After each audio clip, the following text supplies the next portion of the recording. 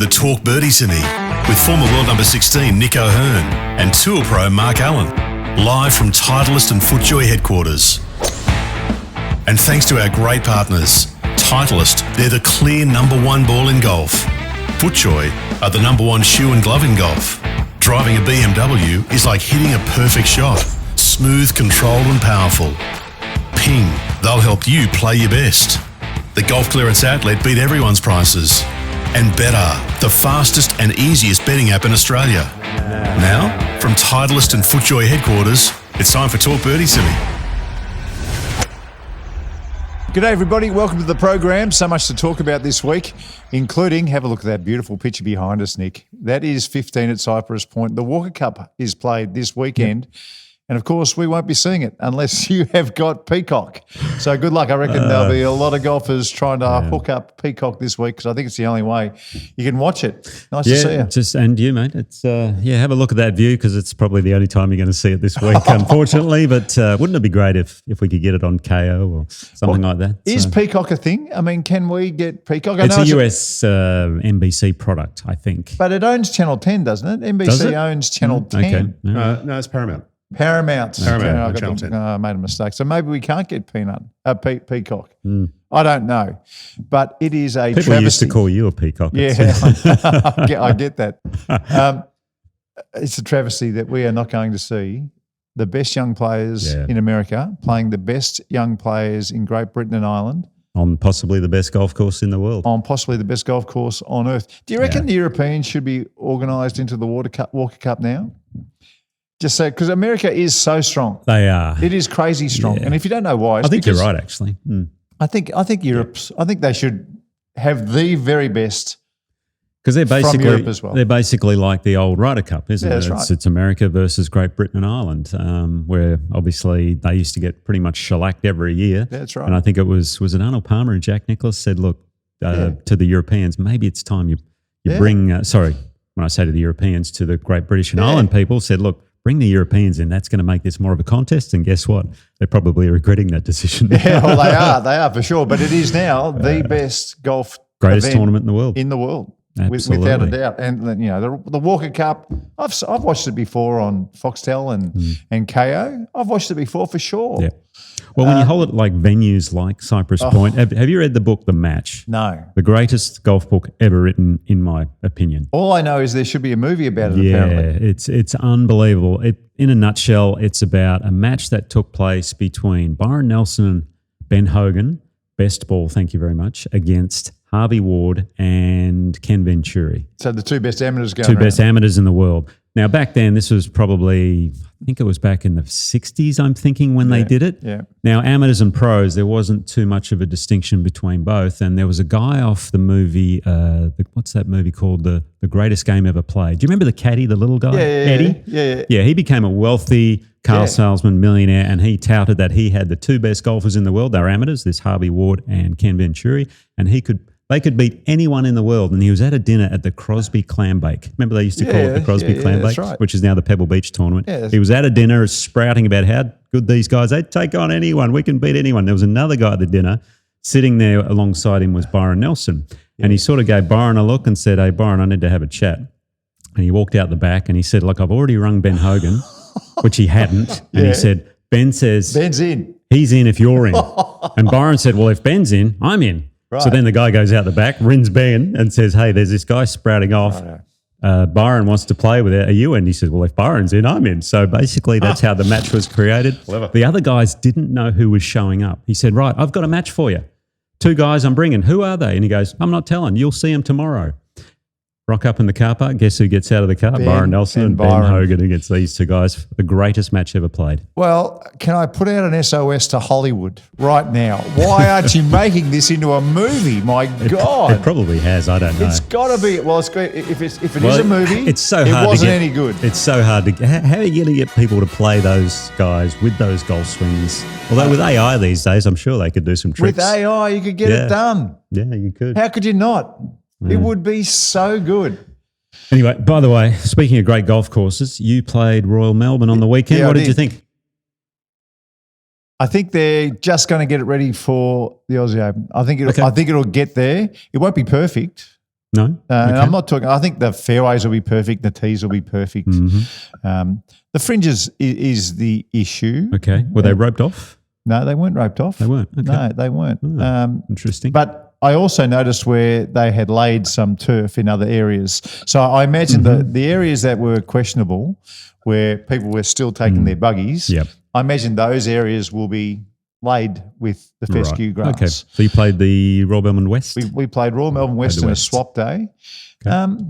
I've got Did you play well, by the way?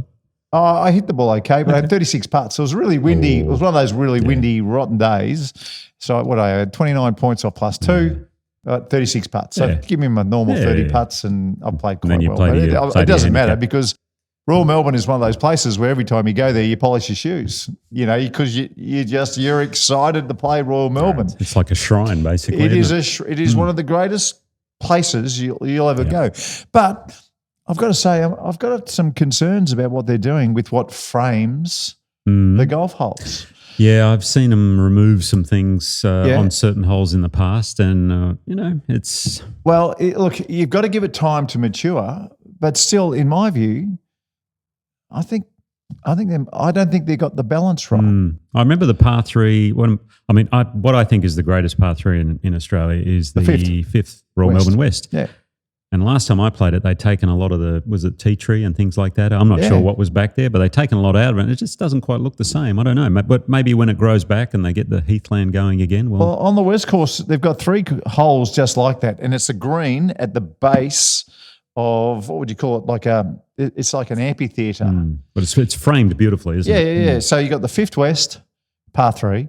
You've got 6 West. The green sits in this beautiful amphitheatre. There are some amazing photos of 6 West with that back amphitheatre is full of people watching Greg Norman, when he was playing there back years ago. And 17 West. Now, at the back of 17 West, there seems to be this fascination with native areas at golf courses. Now, in my view, it's council-driven. It is council-driven, and there are some madmen out there, golf course architect types, who are really pushing this narrative that this is the way. But, there's a golf course back there called Cypress Point, and it's one of the most beautiful walks you'll ever take. At Royal Melbourne, there are some old photos of Royal Melbourne where there are cypress trees coming out the back all over the place. You showed me the video of Peter Thompson. We might play this video towards the end of the program. All right, we might say sayonara and here's Peter Thompson. Yeah, you got to listen to it at the end, folks. And I don't want to say this because I've got to say it now, but I know I'm going to get in trouble. But there are areas of Royal Melbourne where the course is framed, and you could be in country Victoria or anywhere. It doesn't look like the old, beautiful Royal Melbourne. Now, I know a lot of Royal Melbourne members. As do I. As do you. You might want to be careful here, Nicholas. But I know a lot of them. And they are unhappy with the direction of what frames the golf course. And I can see why. Now, you've got to give these areas time to mature, all right? Because a beautiful native area, it's a bit like Heather, in the courses. Sunningdale. All those heathland courses in the UK. If it comes up a treat, then we all put our hands in the air and say, well done, you got it right. But if it doesn't, then you're starting from a long way back. Now, Dan, I think you got a picture of the old 17th, and you'll see, we'll put that up on the screen. All right? Yeah. So one of the great par 4s in golf, by the way, because the tee shot asks you to hit a right to left shot, and the second shot asks you to hit a left to right shot. It's fantastic. It is. I was going to say, this is almost my favourite hole. I think the 5th is my favourite hole. I'm sorry. I think the 6th West is my favourite hole. And then I think probably this one and then the 5th. So they're my top 3. Yeah. Well, the other thing, I think Royal Melbourne has, and I think in world golf, if you put a par 3, 4 and 5, one after the other, right? You got now in whatever order that is, might be a 4, then a 3, then a 5, whatever. Royal Melbourne and Augusta have the 2 best 3, 4, 5 combination. Yes, that's right. At Augusta, you got 11, 12, 13. Unbelievable. And at Royal Melbourne West, you've got 4, 5, 6. 4, 5, the par 6. 5, the par 3, the par 4. Yeah. And then this hole, the 17th here at Royal Melbourne West is one of the great par 4s in golf. So put that picture back up there. And so there is the green, and you can see the amphitheatre at the back. It's quite a big hill. All those trees are basically gone. There's maybe 2 or 3 at the back. And it looks... That's 10 West over the back there, right? Yeah. Yeah. It doesn't look right at the moment. So now, what would the rationale have been to remove those? I mean, they're beautiful trees. What would the reasoning have been to do that? It's a reasonable question. There is a trend in golf at the moment to open up vistas across the golf course. Now, I get that too because, I like a good vista. But I like that's a great vista right there. Where everyone likes a good vista. But balance, I think, is really important. You want vistas, you want native areas, you want some native trees, particularly the native trees that look good. If there are native trees that look ugly, then I would take every ugly native tree off the golf course immediately. And that goes for anything. It's like if you had a big pimple on your face, right? Sure. Get rid of the pimple. I don't care whose face it is. That face is going to look better. It just will. Or if you had a big water over here or something like that, if you got rid of it, it's going to look better. Well, some people do have acne and they can't do a lot about it. I mean, you don't want to be. You've got to be a little sensitive. That is true. But if you could get rid of the acne, I understand. Yeah. So every ugly tree on every golf course should be removed immediately. You gave it a chance. It didn't work out. Get rid of the thing. Okay. Now, here's the other bit. And you'll see this when we play the Peter Thompson thing at the end of the program.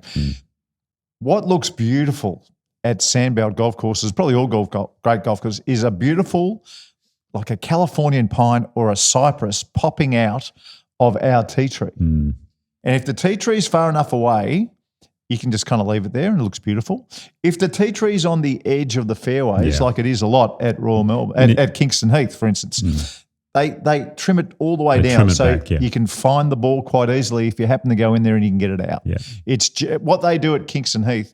It is genius what they do with our tea tree there. Absolute genius. You've nailed it. But at Royal Melbourne, they seem to want to get rid of it all. Now, again, this is a trend of these mad golf course architect types who say tea tree is all of a sudden a weed. I mean, please, you've got to be kidding yourself. It's always been a feature of Sandbelt courses. I remember the 17th hole at Huntingdale. Yeah. Possibly the hardest tee shot in golf back in the day. You had to thread a 2-iron down the middle there, but now it's all been cleared out. And now there's, as you say, if it's right on the fairway, it's thick, well, maybe, clear it out like they do at Kingston Heath. Yeah, that's for sure. right. So, but there's a place for everything, I would say. That's right. But here's the thing, Nick. If you say go and plant a cypress tree at the moment, there is a wing of golf people who think a cypress tree is poisonous. Really? Yet some of the best vistas at Royal Melbourne, I should do my top 5 on the great vistas. On great what frames golf course. I think I'll do that in the break. I'll change what I was going to do. I'll do that in the break. But a lot of the best places at Royal Melbourne where it's framed beautifully, the rolling hills and the greens and the bunkers, when you get that framed perfectly, most of the time there is either a big cypress popping out somewhere, and the other thing, because of the rich colour of the cypress tree, to see your ball either going up or coming down where there is a cypress in the background, it looks unbelievable. Yeah. Well, I can't, for number one, see the golf course at the end of the year for the Australian Open. By the way, we got Rory coming down. And did you see the announcement last week about the pathways? Yes, I did. So the winner gets into Augusta Masters. And the British Open. And the Open. And you're going to start practicing now, or I might get the clubs out shortly. But I see now this is fantastic, and we pushed this a while ago, didn't we? They've been listening. They have been listening. We took, like whatever we say on this show, it pretty much pops up about 6 months later. But we said, wouldn't it be great if all the Opens around the world, just to get them up and going, if Augusta came on board and said, okay, you win this thing, you get into our And tournament. there's about a half a dozen national opens around the world. Away you go. That's exactly right. Now, the British Open, they've done it for quite a bit. And quite often it's top three. Sure. For qualifying at an Australian Open. What is it, top three this year as well? It would be. I'd say they usually give 3 open spots at the Australian Open spots, and now you're going to go and play for a green jacket the winner gets in the April. Masters. Now, if the winner's already exempt, do they give that next spot away? That's what I'm curious about. It's just the winner. So if Rory McIlroy, for instance, wins the Australian and Elvis comes second, that doesn't go down. Doesn't go down to Elvis. Okay. All right. Good to know. Which is a shame. Yeah. But it's a step in the right direction. It is, and more people will come down and play, which is great. Yeah, which is great. Did you see Ernie Els talking about Tiger Woods going on the Champions Tour? Yeah, saying come on and play if you can still beat us. Now again, if you follow this program, that is what I've been saying for quite a while. I think he's got one more major in him if he plays Champions Tour. That's what you said. He's got a major, absolutely. Now you can play in a cart, and you don't have to be embarrassed about. One, put your hand up saying, can I play in a cart, please? You can play in a cart and no one blinks an eye on the Champions Tour. But you know this more than anybody. And Ernie makes the point.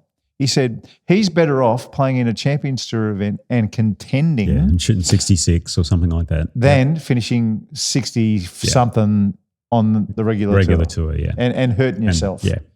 Because, he can get sharp for when he needs to get sharp, which is what he always used to do. Nick, please explain to people the difference between playing on a Sunday for 50th spot or playing on a Sunday trying to win the thing. You find out more about your game trying to win a tournament than you ever will. Absolutely. Yeah. Finishing 65th. And this is exactly what Tiger needs. He needs to get those feels back with his, the new body that he's got, which is probably only 60% of what it used to be, maybe 50% of what it used to be. So that you can guarantee that comes with a whole bunch of new feels he's got to deal with because he's just not the human he used to be. Yeah, it'd be exciting. And I mean, obviously, selfishly from Ernie's perspective and the PGA Tour, they would love to have him out there because the ratings would go through the roof, the money would go up, and everyone would be very happy. All right, I want to ask you both. Dan, you're in this as well.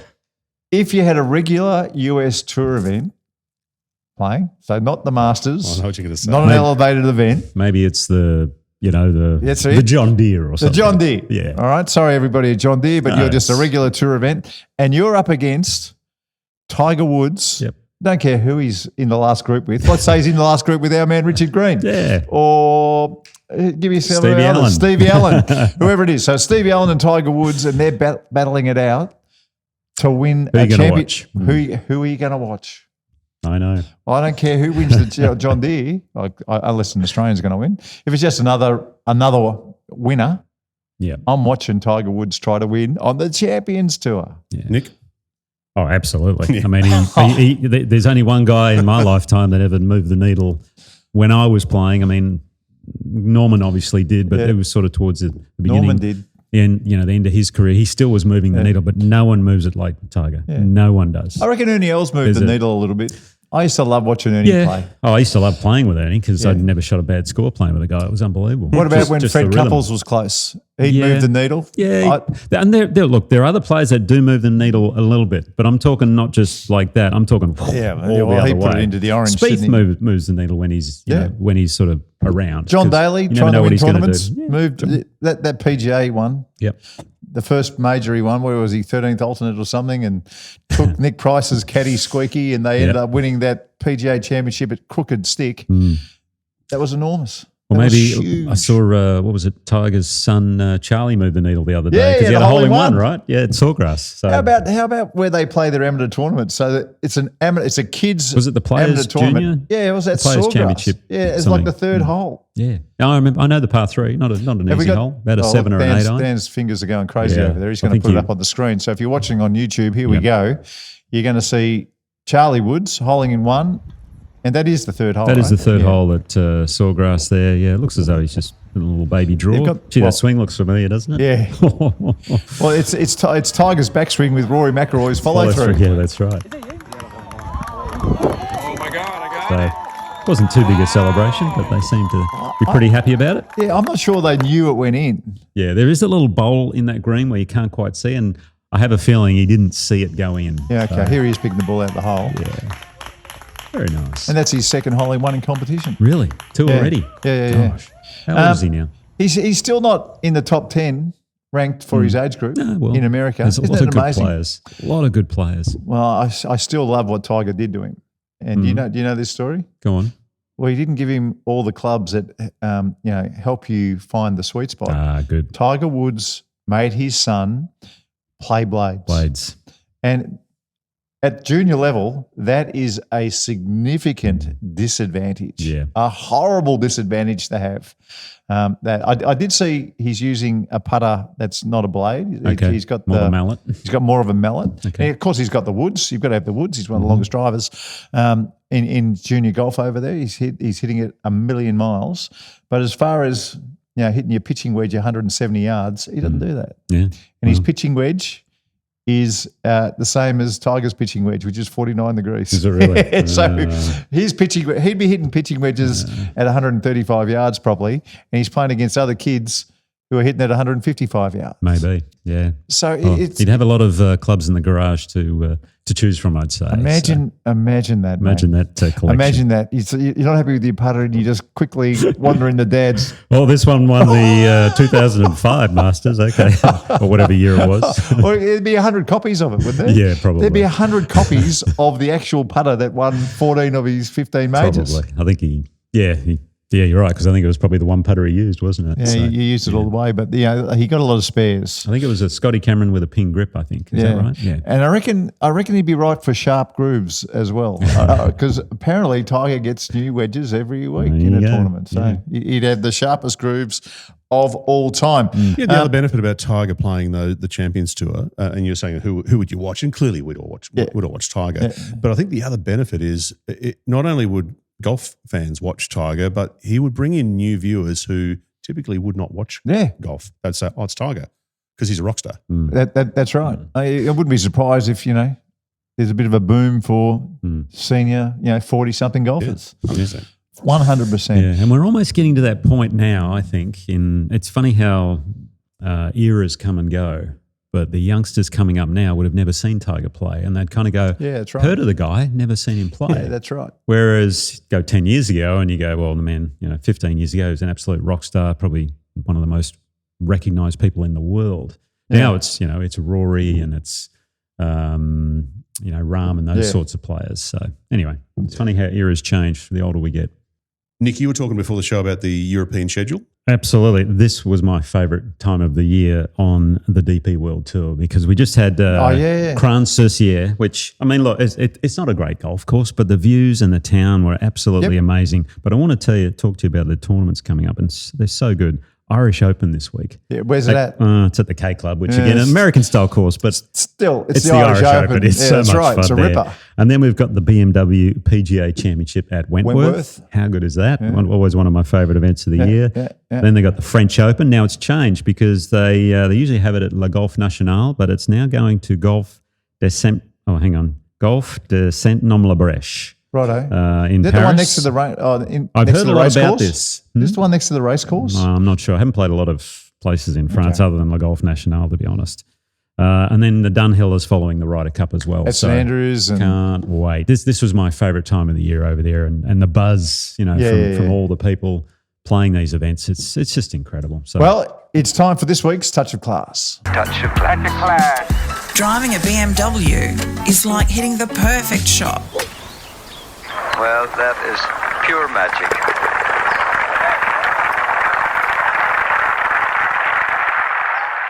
So, I'm interested to know what it is this week because a few things happened. Yeah, a few things happened. I wonder what the touch of class was. Well, I was watching the tournament in Massachusetts this week on the LPGA. TPC Boston. That's right.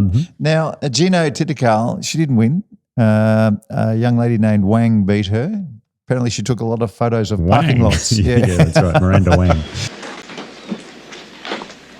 Yeah, I can't park my car, get my bags, and put on some weight, will you? Hey, Wang, what's with the pictures? It's a parking lot. Come on, will you? Anyway, she won. But they mentioned that in her 76 starts, she'd had 5 wins and 49 top 10s. 49 top 10s in what? 76. Now, this is her 77th start this week. She Right. finished second. Second, yeah. So in 77 starts on the LPGA Tour, she's had 50 top 10s. So 2/3 of the time she gets a top 10, basically. That is That incredible. is outrageous. That's nuts. I've never heard anything like that. She hasn't won a major yet. She's currently the world number one, and fair enough. Well, but it's Scotty Scheffler-like, basically. Yeah. So, yeah. But she gets the Nick O'Hearn Mrs. Consistency Award. Miss Consistency Award. Oh, yeah, thank you. No one will beat her. no. She's got you covered. Well, you yeah. didn't have 50 top 10s and 77 starts on the US Tour. Gosh, no. Yeah. So Anyway. what was the name, Mark? Gino Titical. Oh, no, sorry. No, who's the other lady? Miranda Wang. Oh, right. Okay. Miranda Wang, who I'm actually going to do my masterclass on later. Even though she won the tournament, she did something I don't agree with in the bunkers. That's That'll the be interesting. masterclass. And I know you're a hell of a bunker player, Well, I'm Mark, very so I'll interested be to hear what you curious to say. know. I'm very interested to hear what you say. So Gino Titicun is the toucher class Yes. for BMW, which is about as classy as it gets. Correct. Luxury and comfort for the 19th hole. Nick, you are, as Mark said last week, still looking very, very comfortable driving around town in your Beamer. Well, it is the smoothest ride I've ever been in. Now, Yes. my top 5. This is my top 5 vistas on golf courses that include fauna of some kind. Okay. I might stray just a little bit, but there'll be fauna involved. Fauna. Okay, All right. that's coming up after the break. I like it.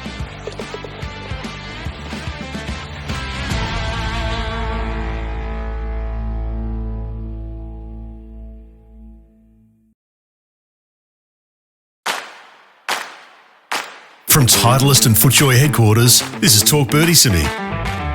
We're here for BMW, luxury and comfort for the 19th hole. Ping will help you play your best. The Golf Clearance Outlet beat everyone's prices. And Betr is the fastest and easiest betting app in Australia. Now, for Titleist, the number one ball in golf, and FootJoy, the number one shoe and glove in golf, is Nick O'Hearn and Mark Allen. Okay, top 5 in just a moment. But just before we do, I want to say well done. We were right again. We knew Keegan was going to have trouble picking himself. I actually thought he was going to, but the right thing to do was not to pick himself. And thankfully he didn't. He kind of had everyone fooled, to be honest, because the way they were talking leading up was he was going to pick himself. And the media all thought he was. He was intimating that he probably would. Couldn't. We said he was no. The Europeans were hoping he would. Yeah. But if you ask the old guys like Sam Torrance and all them, they were going, it could be the worst thing you could ever do. So Sam Burns was the final pick on the US team who got the call. Yeah. So his picks were this. He picked Justin Thomas, which was kind of no-brainer. He was 7th or 8th on the list. Morikawa, who hasn't been playing that well, but you know, he's one of the best players in the world still. Ben Griffin, good to see him. Yes, You're speaking been about playing great. top 10s earlier with Gino. Well, he's had 10 top 10s this year. He's been playing fabulous. Which is second behind only Scotty Scheffler. Cameron Young, who's been playing well of late, plus he's from the New York area. Patrick Cantlay, which, you know, an absolute excitement machine, that man. So he will bore the Europeans to death. And then Sam Burns was the final pick where it could have gone either way for him. And I did notice during the week they were showing Keegan making all the phone calls to the players who got in. But what would have been the greatest viewing in the whole world was if he picked himself and then they showed him telling the players who didn't get in and trying to explain away. Sorry, guys. I've got in front of you. How could you do that? That would have been gold. That would have been the greatest. I could have watched that all day. So he's done the selfless thing, you could say. And look, if they win, they'll laud him as a hero. At the same time, he missed an opportunity to create absolute history where he could become a GOAT, where you pick yourself and you win. But then the opposite, if he'd have lost after picking himself, obviously High that would risk, have been high the reward sort of thing, It was a strange situation to be in. Right. Now, in news just out, I do believe a European team has been picked. Yes, so Luke Donald has just picked his 6 guys and he's going to take with him his team already, by the way, the ones who have qualified as Rory, Bobby Mack, Tommy Fleetwood, Justin Rose, Rasmus Højgaard and Tyrrell Hatton. They were the 6 automatics. Look for Fleetwood to go nuts after his first win. Fleetwood? Yeah, look for him to go nuts Yeah, this that's Ryder true. Cup. Well, he always plays well in Ryder Cups, he loves doesn't he? it. Remember he went 5-0 with Molinari. That was they did a great video afterwards too, didn't they? Sleeping in the bed together. Look forward That to was our quite better funny. special too. I reckon there's going to be that many things we could do that they won't have a clue at better. You and I have got the You and I have got the wood when it comes to Well. match play and what we know versus what they think they know. You know what?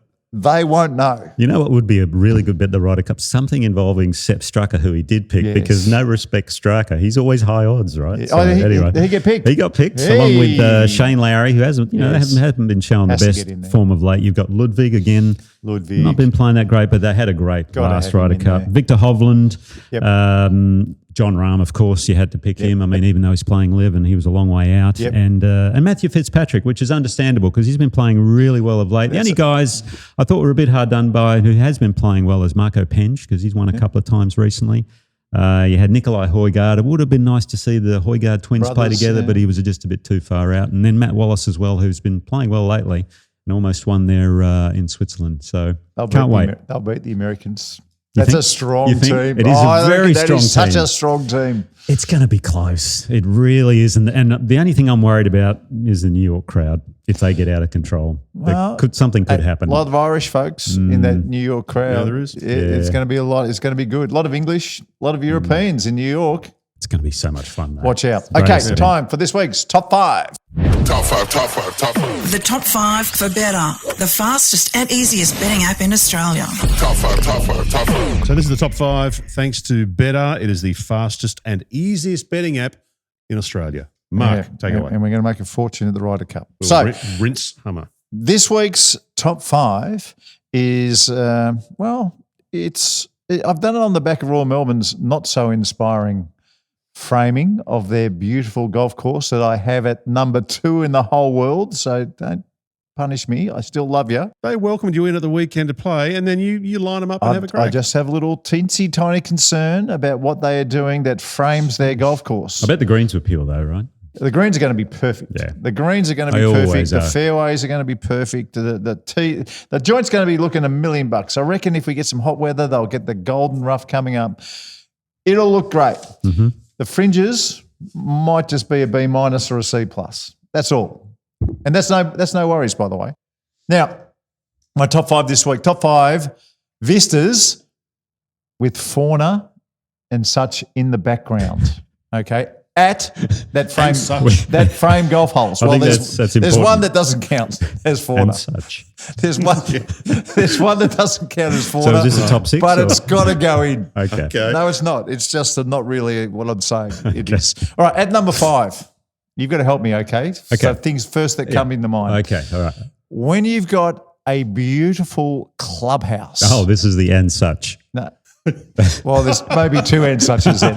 There's two and suches. But when you've got a beautiful clubhouse in the background, like Royal Melbourne when you come up 18 Fabulous. East, it looks unbelievable. And those hedges to the side of the clubhouse. Hedges Incredible. look unbelievable. I would hate to trim those things. Oh, Like Kingston Heath, you come over the hill at 6 and you just see the beautiful white clubhouse, like the old course at St the Andrews. old course at St Andrews. Greatest view in golf. All right, so the clubhouse framing a golf hole at number 5. Okay.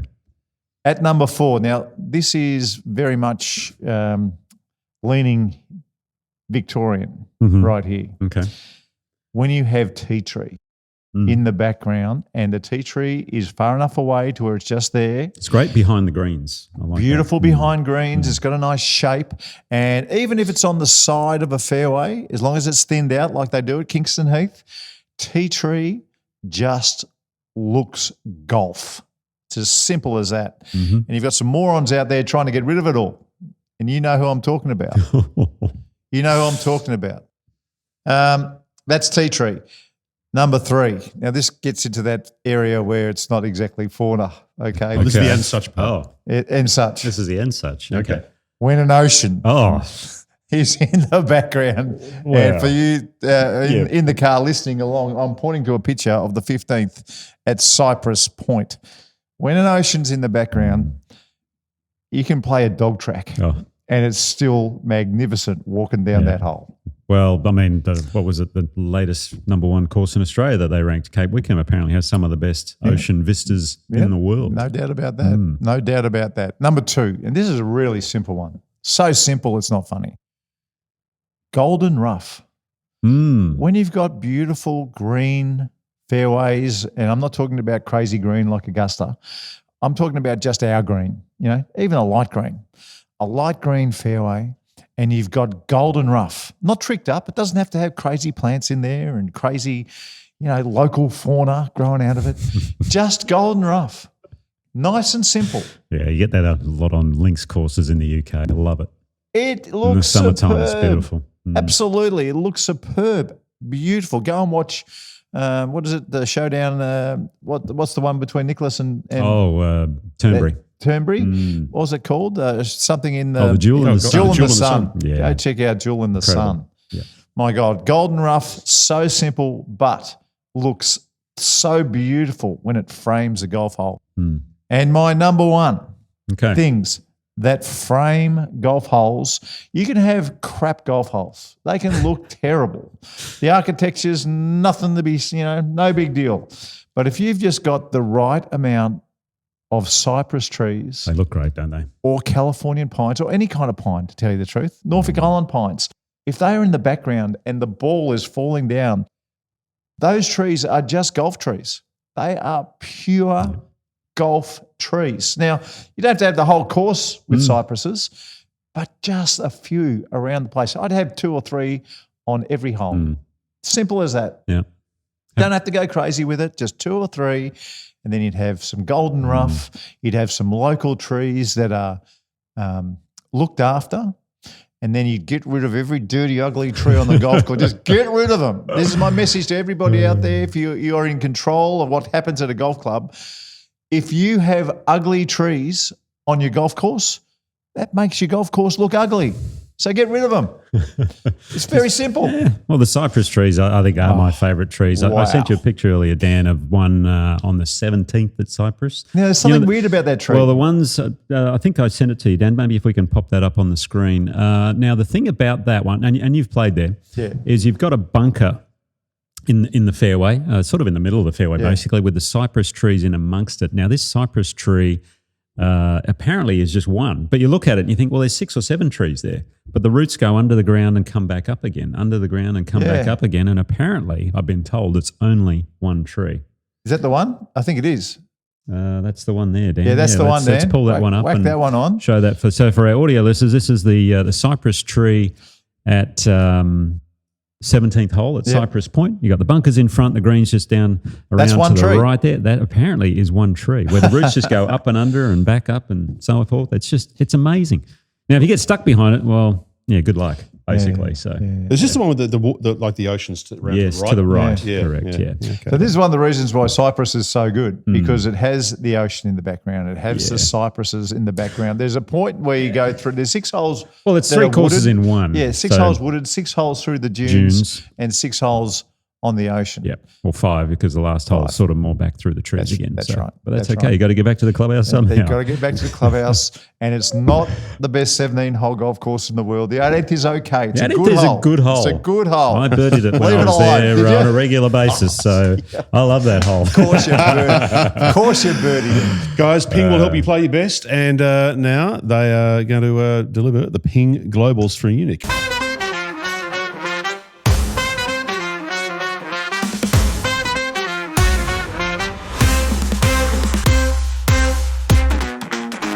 Okay, this week we had the LPGA tournament, as you referenced earlier there, Mark, with Gino Tiddickle and Miranda Wang going at it. Boston TPC didn't look too bad. Yeah, it's a good course. I've never been there. Used to play, that was part of the FedEx Cup playoffs, I think, when in the early years as well. Yeah, I think so. Yeah, maybe. Or maybe as part of the fall season. Anyway, a good golf course. But Miranda Wang had a one-shot win over Gino in the end. Hannah Green was going well, heading in the last round. Didn't quite have her finest outing on that Sunday, but she finished tied for 28th. Minjee Lee was best Australian, tied for 20th. Cassie Porter tied for 32nd, and Gabby Ruffles tied for 45th. They were the Aussies. Cassie's trending. She just keeps making cuts. Yeah, I think she finished 50th a little while ago, but she's just trending at the moment. She's just getting her feet over there. Getting comfortable, which is always good to see. Talk about his own, Cassie Porter. Exactly. Thank you. Exactly. Yes, and a Ping player as well. On the DP World Tour, we had the Amiga European Masters in Crans-sur-Sierre, one of the most gorgeous places in the world if you ever get a chance to play some golf. South African Tristan Lawrence, he overcame a bogey start. Not the best way to start your final round, especially when you have a one-shot lead. But then what? But he shot 66. Impressive. What about the emotion when he won too? Did you see that? Oh, yeah. It was so good. He was so wrapped. That was his 5th DP World Tour win and his 2nd there at Cran. Tied for 2nd, Matt Wallace, Rasmus Højgaard and Sami Välimäki. Jason Scrivener, best Aussie, tied for 33rd. In Asia, they were playing the Indonesian Open, and I'm going to impress you guys here because Thailand's Sutipat Pratiptianchai. Oh, my Wow. goodness me. You hear that? Sutipat. Oh, Don't go again. Don't go again. Don't go again. You've gone back for a I second, tried. Greg. You I have tried. gone back again, and you have crashed and burned. Don't you dare cut that out. I just, Don't cut it out. I just made You. Oh, that's Eagle double. called getting ahead of yourself. Getting ahead of yourself. Anyway, Sutipat Pratiptianchai had a Wow. 64 that included 2 eagles in the final round for a 7-shot win. He started the day 1 back, but absolutely Your wiped the floor. pronunciation is better than Yeah. the 2 eagles. Hong Kong's Tai Chi Ko was in 2nd place. Of the Aussies, best was Kevin Yuan and Travis Smythe, who were tied for 3rd. Well done to them. Jed Morgan tied for 14th and Todd Sinnott tied for 20th. Hotel Planetur, they were up in Sweden where the Dane Anders Emil Ellison had 65 final round for a 1-shot win. Sam Jones from New Zealand shot 66 final round to finish in 6th spot. Hayden Hopewell, the West Australian, tied for 23rd. They're going along nicely. In Japan, they were in Fukuoka. Had to say that fast. Yeah, that's Fukuoka, good. where Brad Kennedy was playing, the Aussie, tied for 23rd. But the winner was the local Japanese player Yua Koshihara, who shot a 67 for a 2-shot win over Yusuke Sakamoto. I'm going off today with these names. You're This is killing it. great. You're killing it. The Legends Tour, they're in Northern Ireland, where Austrian Marcus Breer had a 2-shot win over Mikael Lundberg. Best of the Australasians was Mark Brown, tied for 11th. And then on the local front, we had our 2nd tournament on the Challenger PGA Tour of Australasia, the Northern Territory PGA up there at Palmerston Golf and Country Club. Did the American hold it together? No, he struggled over the weekend. Now, would you believe this guy, okay, he shot 63 first round. He's 20-year-old, just turned pro. Yeah. Shot 63, comes off and says, that's the first time I've ever used a yardage book and had a pin sheet. No way. Can you believe that?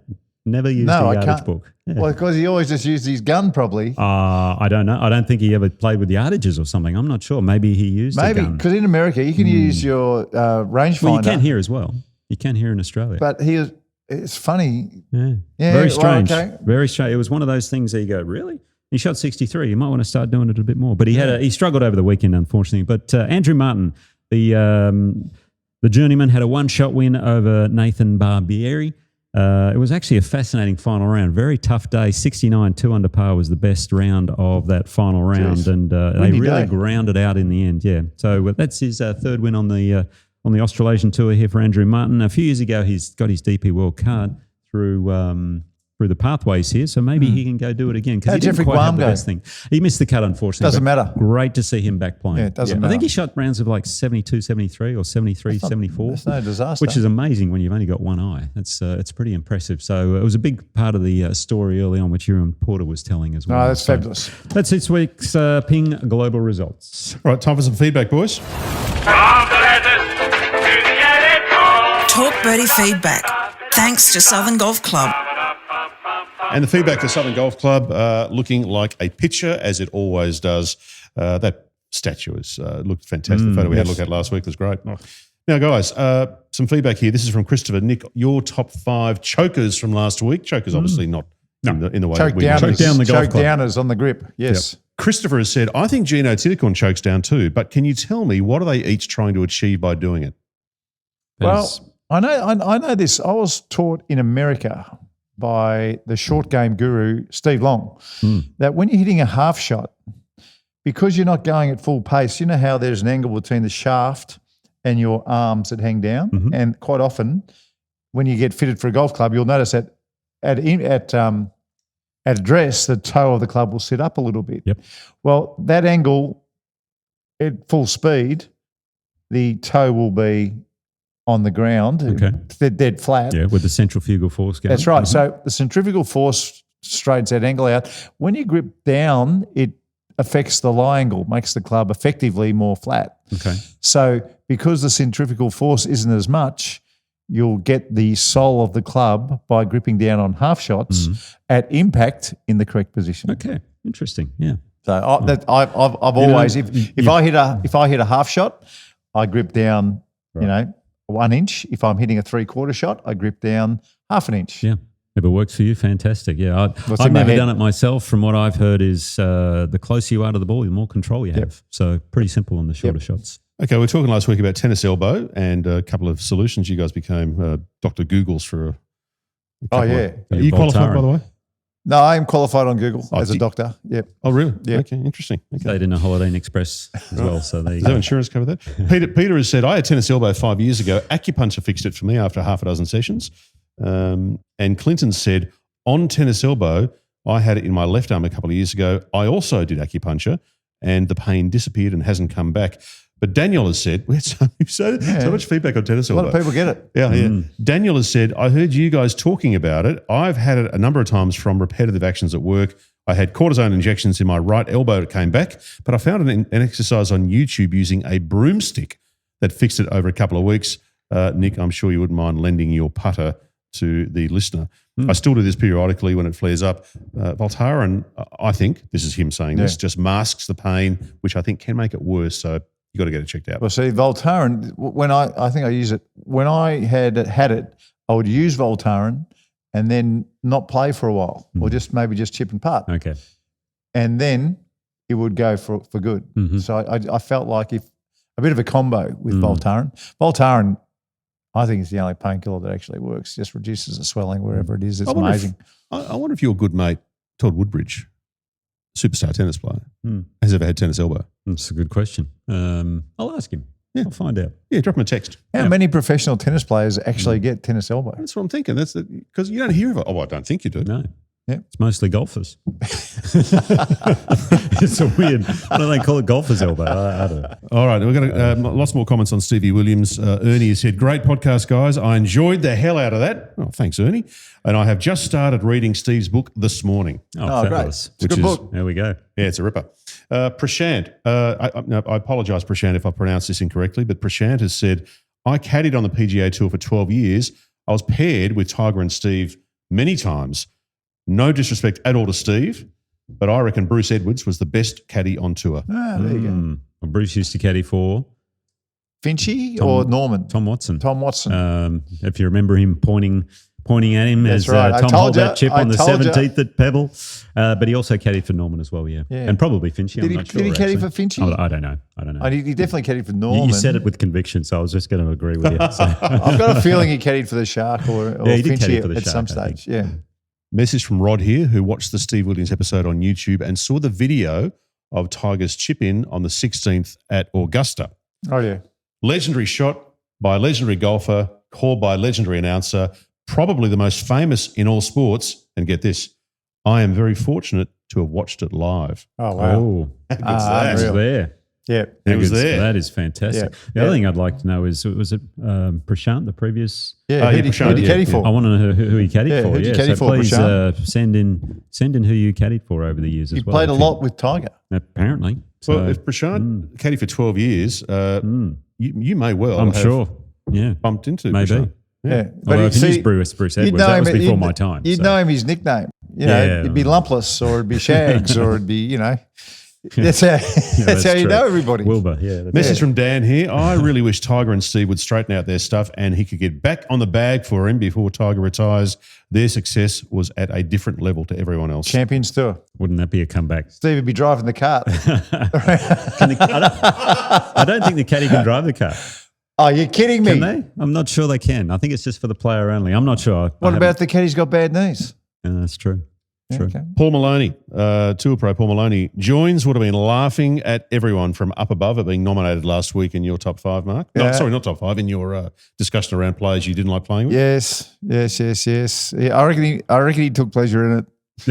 I reckon he did. He knew what he was doing. We had a couple of comments on that as well. Shane has said, I remember caddying for Peter Fowler. Wow. At the BMW in Munich. This is Shane McInnes. Oh, yeah. Okay. No, Shane. Mhm. We were on the putting green before a round. Bjorn hit a putt. Mhm. And I accidentally got in the way and hit my foot. He gave me the biggest spray, and from that day on, he got under my skin. The kicker was, after the round that day, we got back to our hotel. I got on the lift with Pete. Sure enough, Bjorn gets in the same lift. Oh, how good. Peter Fowler being Peter Fowler, he asked Bjorn about the running with me on the putting green, and Bjorn denied it happened. Well, Well, there you go. Interesting. hey, I'm just, Hello, Thomas, if it gets back to you. Oh, my Nice to recollection see last you. week was Nice to see you, you lined him up massively. Nick. Oh yeah, come on. think you did. I just enjoyed. bad. I just enjoyed that round of golf in Ireland. I that's remember that. Eris has said, Nick, would you have enjoyed playing with Bjorn in the final round of the European Open at the K Club when Thomas hit 3 balls off the tee into the River Liffey and blew the tournament? Oh yeah. Well, it might have been the 17th, maybe. What's he doing hitting 3 balls in the river? Surely you roll 17, you down got the and River drop Liffey it. down the left side. One of the toughest tee shots, by the way, at the K Club. 18, you've got like a pond in front of the club. But I do remember Thomas hitting 3 in there one year when I was there. I didn't play with him. How can he hit 3 in there? Oh, you just Off the tee? straight left, Oh, and there's there- nowhere. oh, okay. It didn't cross, if you know what I mean. Yeah, so you just okay. got to reload and Yep. just keep firing away. We had a lot of feedback on that conversation. So I've got 2 or 3 more that I reckon go. are really Okay. fun to read. Yeah. This is from Yawls31. Interesting to hear that about the late, great Lindsay Stevens. As a fellow member at Dunsborough Lakes, where Lindsay was the pro for many years, I've been told by a very reputable source that Lindsay is the only pro golfer to ever eagle every par 5 in a round of competition. From memory, it was in South Australia. Wow. Can you guys confirm this incredible feat? Well, Ask Rock.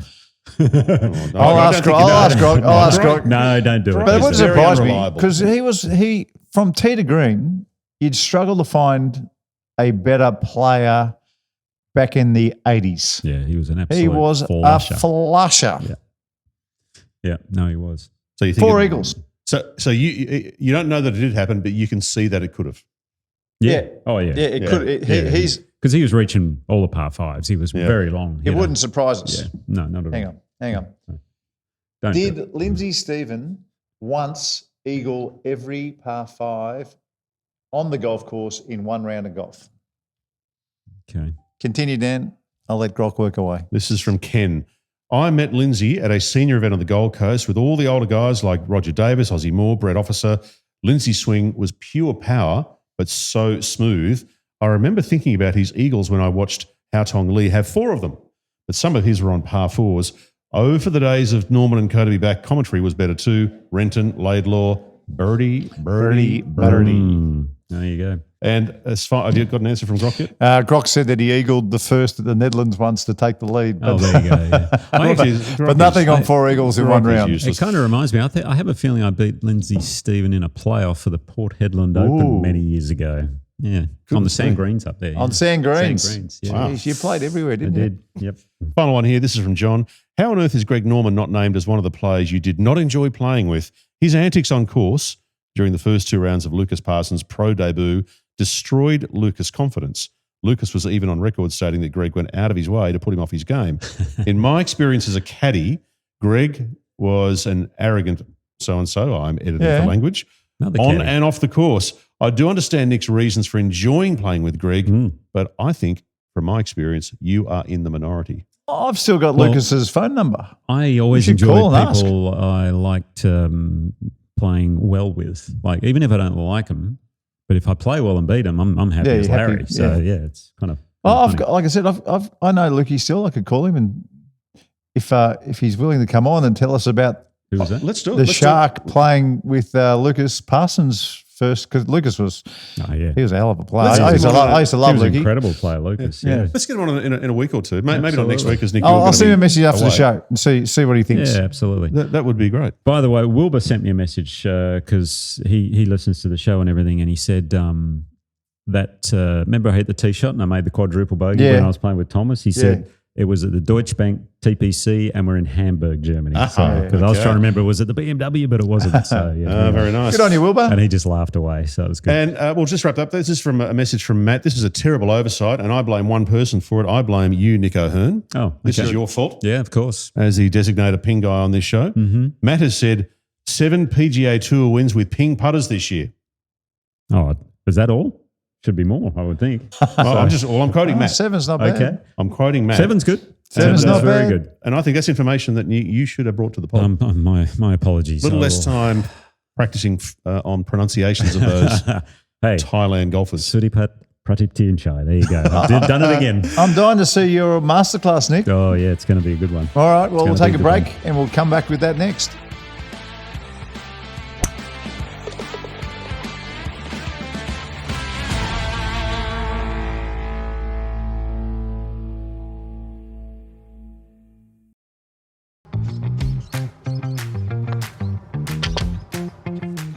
golf has many ways of measuring ability and performance. But at the end of the day, it's all about the numbers. And that's where Watch My Numbers can really help.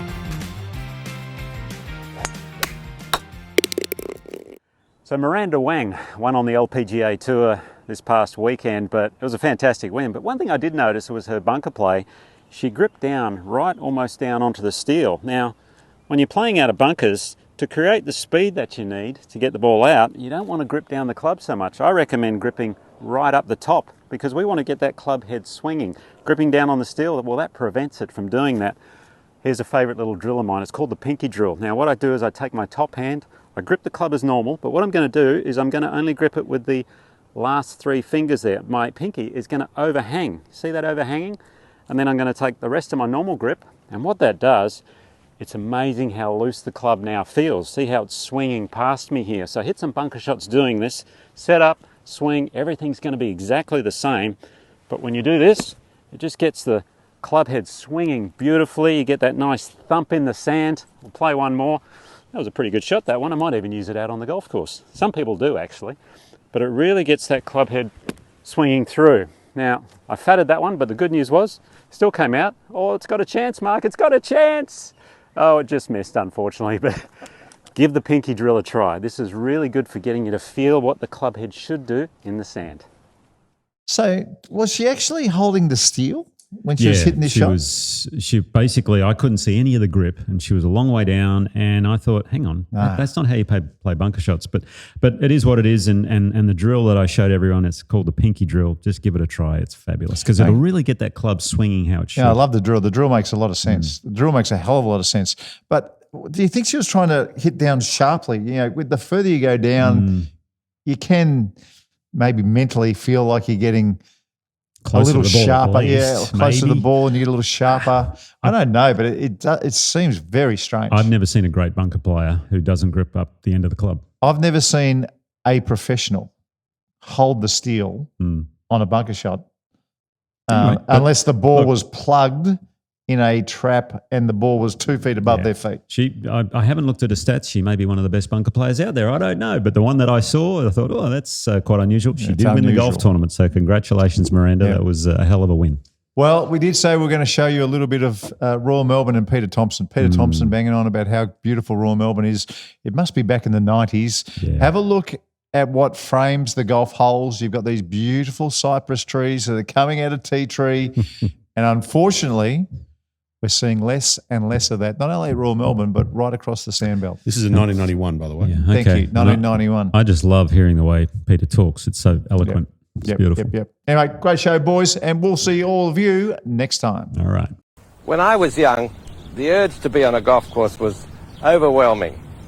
And I was told by older people that maturity would cure that. And later, I was assured that only great age would set me free. I suppose now it's only senility will do that job. I'm a captive of this game of golf, and standing here at Royal Melbourne, I can understand why. Royal Melbourne is, as you see, like the great game itself. It's an entity, different from all other courses. It has its own personality, temperament, and individuality. All this beauty, this uniqueness, it's irresistible. Talk Birdies to Me with Nick O'Hearn and Mark Allen comes live from Titleist and FootJoy headquarters. And thanks to our fantastic partners, Titleist is the clear #1 ball in golf. FootJoy, the #1 shoe and glove in golf. BMW, luxury and comfort for the 19th hole. Ping, they'll help you play your best. Better, the fastest and easiest betting app in Australia. And the Golf Clearance Outlet, who beat everyone's prices. Wherever you listen or watch, we'd love you to subscribe and maybe leave a review.